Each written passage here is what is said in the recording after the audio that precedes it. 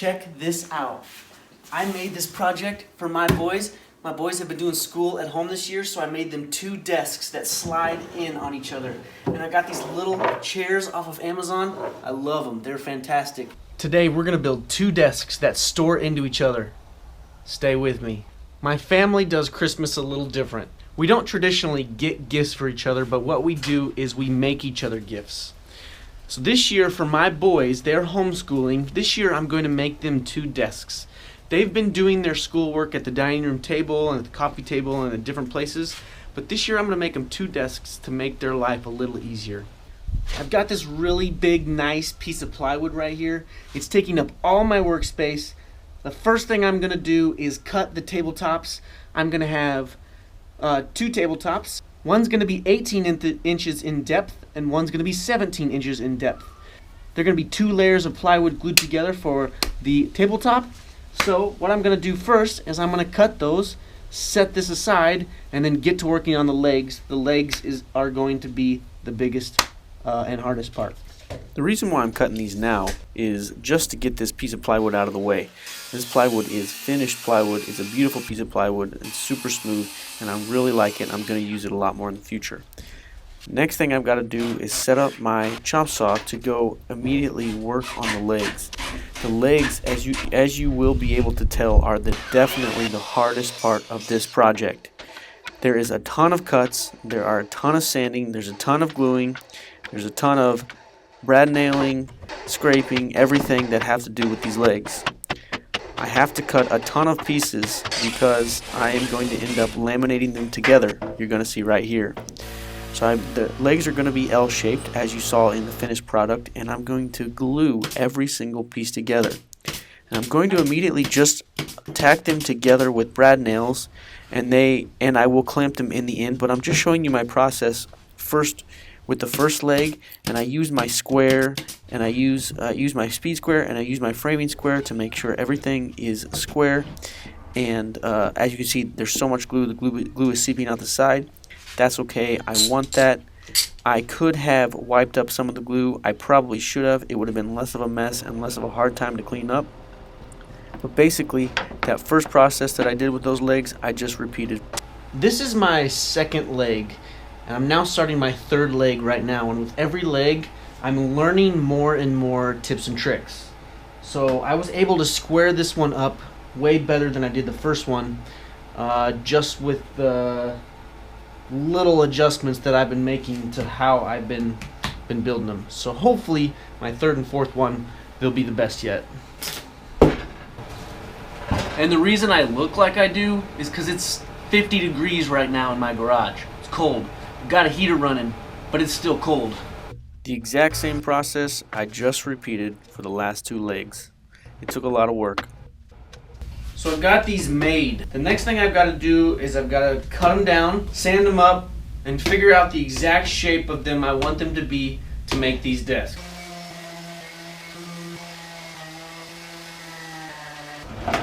Check that out. Man, that looks pretty nice. I'm surprised how good that turned out.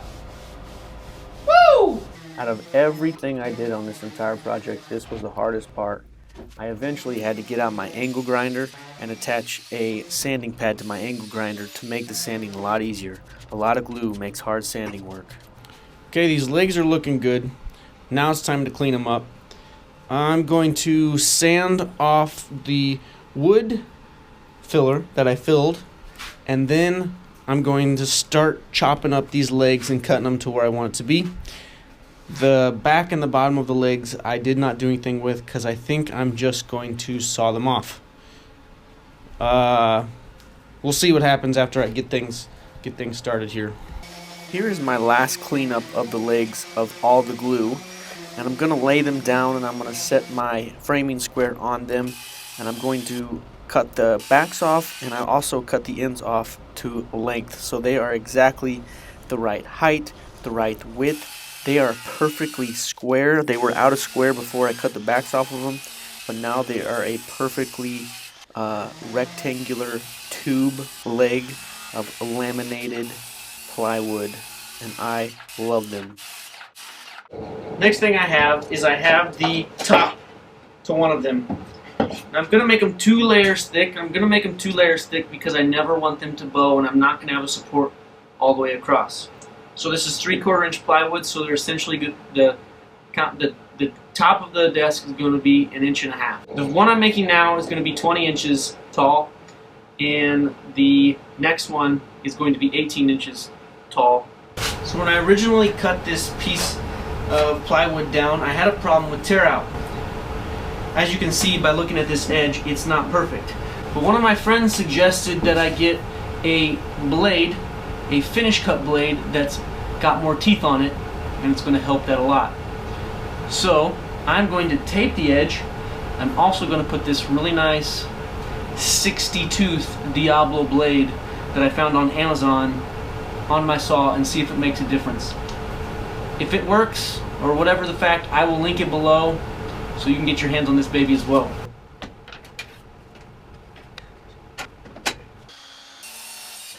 I am very happy with that cut. As you can see, that cut is perfect. The 60 tooth blade really does make a difference. Now that I have a very nice, beautiful blade on my circular saw, I'm ready to finish cutting the tops, and I'm also ready to cut the supports. I made these jigs for another project that I'm doing, and I'm just using the same jigs to cut these supports, and of course I have to sand them. These supports are 4 1/4, and they are going to attach directly to the legs. I'm first going to build the frame of the underside support of the desk, and then I'm going to square it up. I'm going to let it dry, and then I will attach it to the top. If you'll notice, I don't use screws this entire project. I'm very proud of that. Here's what I've got so far. Here is the 40-inch desk, and I've got the sides on it. So this is the first layer. Remember, it's going to be 2 layers thick. This is the support to hold the supports underneath. So that looks good. I really like this. I like the way this has turned out. I glued this on with all of these clamps. I've got the 30-inch one down there. Now I am ready to set the legs. The hardest thing is going to be squaring off these legs. I'm not exactly sure how I'm going to do it. I'm never sure how I'm going to do these projects. I have a rough plan, always. This is what I want it to look like. But then I've got to figure out how to actually make it work. One day, when I have a full setup shop and I have more tools, I'll be able to plan things way better ahead of time. This is what I have to work with, and this is what I do now.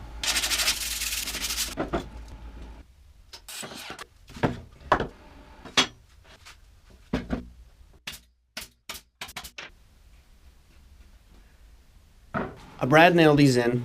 They're just going to come out super easy. But this is square, going every way that I need it to be for me to set the top on. So I'm going to set the top on, make sure it sits flat, and then I'm going to glue, nail, screw, whatever I need to do from the top, because it doesn't matter, because I'm going to be putting another piece on top of it. Well, this stinks, because I just realized I forgot something. I want to round over all the edges with a router of these legs before I glue them on. And I can't really do that the way they are right now. So I gotta remove them, take them out of square. Won't be too bad. Here is my hacked Ryobi router using my Milwaukee battery. If you haven't seen my video on this, I'll link it right here. Anytime before you router, you always want to use a test board.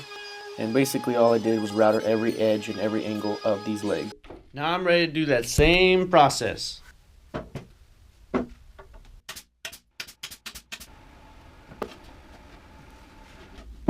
Now it's time for the glue up. You're going to notice that I do use a lot of glue on this project, and that's because glue is awesome when working with wood. Glue is actually stronger than wood fibers itself. One thing I will recommend is keep a damn towel around to wipe off excess glue. I did that. You just won't see that here in my video, but places that were hard to sand, I wiped off with a wet towel, and it worked out all right. Like I mentioned earlier, I double layered the top so that there would be no bow or flex in this desk at all. I also want this desk to be able to last for years, and double layering the thickness is going to last for generations to come. I really like all the clamps and how they worked out. Here's my progress so far. This desk, the smaller desk, that's one that's going to go inside the bigger one. This one is essentially done. I need to router some round over edges on the top and on the sides, and it is essentially done. And then I have to sand it and poly it, but it's super close. This one, I still have to put the second layer top on, which I'm gonna do right now. That's what I gotta do. So here we go. I repeated the same exact process as I did with the first top glue up as I did with this second one.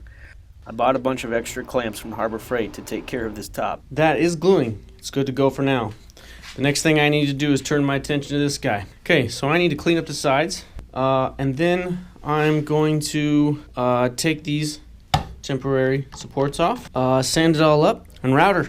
Every angle of this desk had to be routered, and everything had to be sanded for a second, third, fourth, fifth time, whatever it is by now. Wow, I am really happy with this.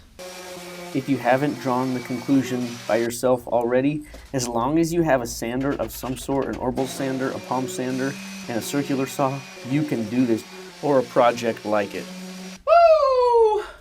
Woo! All the materials that I've used in this video and am using in this video, I am linking below, so feel free to check them out. They are affiliate links, so that does support my channel. I am all ready to start polyurethaning these.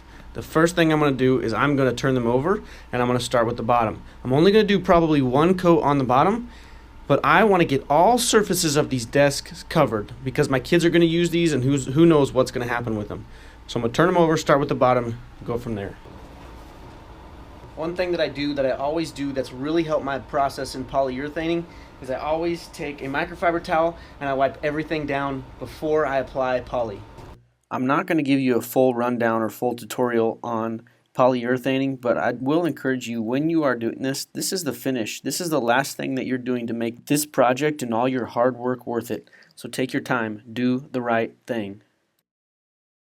So what I just did was I took a 220 grit sanding pad and I knocked down everything that the first coat of poly raised. So whenever you poly brand new wood, it raises the grain, and I just knocked it down. So this second coat's going to go on much easier, it's going to absorb less, it's going to go on much smoother. The wood has already absorbed the first layer of poly, and this layer will be the finished coat for the bottom. I'm not going to do more than 2 coats on the bottom. I've been asked many times before why I don't use a really nice paintbrush or a special polyurethane brush to do this. I think basically because it's easier. 2 coats are now down on the underside. It is time to flip these guys over and work on the top. I am probably going to take a super high grit sandpaper and sand it down just to make these super smooth, but now it is time to work on the top. I've been getting foam brushes at Lowe's and Home Depot for a while. I actually picked these up at Walmart, and I think they're my favorite brushes. They were cheaper, and I think they're my favorite brushes of any brush that I've ever used.